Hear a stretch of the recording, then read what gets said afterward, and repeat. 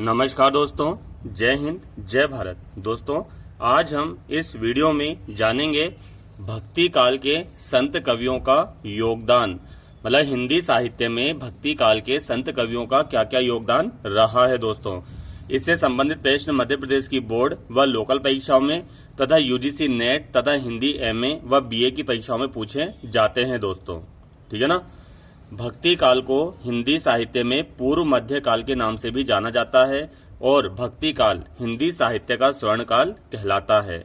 भक्ति काल हिंदी साहित्य का द्वितीय काल है दोस्तों, और हिंदी साहित्य के प्रथम काल का नाम है आदिकाल। आदिकाल को वीर गाथा काल के नाम से भी जाना जाता है।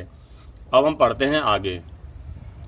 भक्ति काल के संत कवि स्वार्थी नहीं थे। जो आदिकाल था, जो वीर गाथा काल था, उसमें जो चारण भाट कवि थे वो अपने राजाओं की झूठी मूठी प्रशंसा किया करते थे चंद मुद्राओं के लालच में, ठीक है ना। वो अतिशयोक्ति में राजाओं की शौर्य गाथा का तथा उनके बाहुबल का वर्णन किया करते थे, परंतु भक्ति काल के संत कवि इस प्रकार के नहीं थे, ठीक है ना। उन्होंने स्वयं के मोक्ष के लिए साधना में लीन रहने की अपेक्षा जन साधारण के उद्धार के लिए घर घर जाकर लोगों को जगाया, ठीक है ना।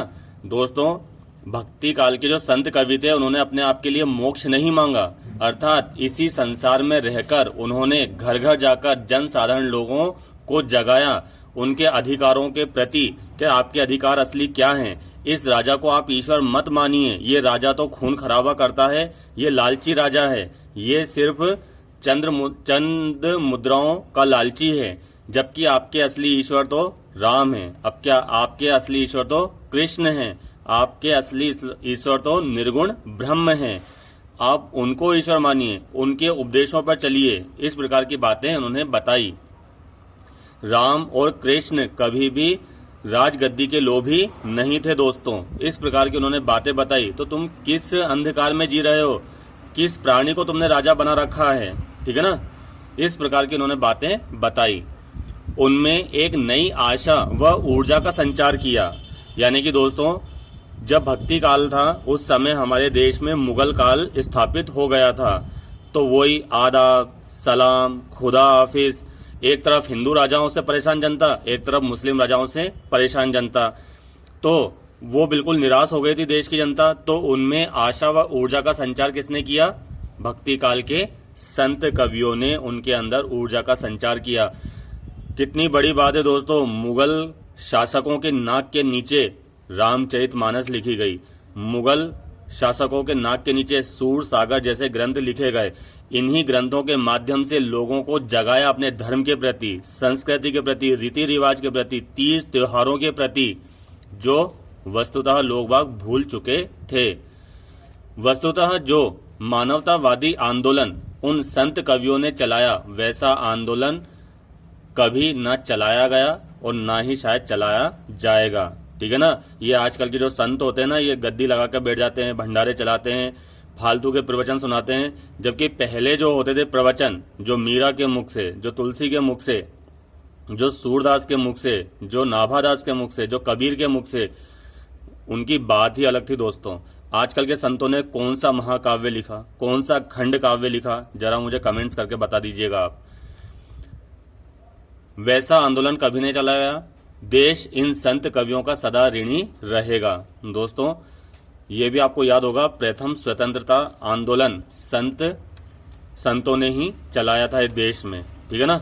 यानी कि संत लोगों ने ही प्रथम स्वतंत्रता आंदोलन लड़ा था अंग्रेजों के खिलाफ। कुछ प्रमुख बिंदु हैं ये। भक्ति काल के कवियों ने समाज के उत्थान का मार्ग बताया, यानी कि समाज का कल्याण किस प्रकार हो सकता है। और ये संत कवि मुगल शासकों से और हिंदू राजाओं से बिल्कुल भी डरते नहीं थे, उनके सामने भी इसी प्रकार का वर्णन किया करते थे। दोस्तों, ठीक है ना। दूसरा है, निराश व हताश जन को आशा और विश्वास से भर दिया। जनता बिल्कुल ही त्रस्त हो गई थी हिंदू राजाओं से और मुगल शासकों से, ठीक है ना। समझ में नहीं आ रहा था वो क्या करे और क्या ना करे, ठीक है ना। तब ये संत कवियों ने बागडोर संभाली और इन लोगों में आशा और विश्वास की किरण भर दी। तीसरा बिंदु है, इस काल के कवियों ने लोक कल्याण का महान कार्य किया। फिर है अगला बिंदु, जितना प्रभाव इस काल के काव्य का जन साधारण पर पड़ा है उतना किसी काव्य के साहित्य का नहीं पड़ा।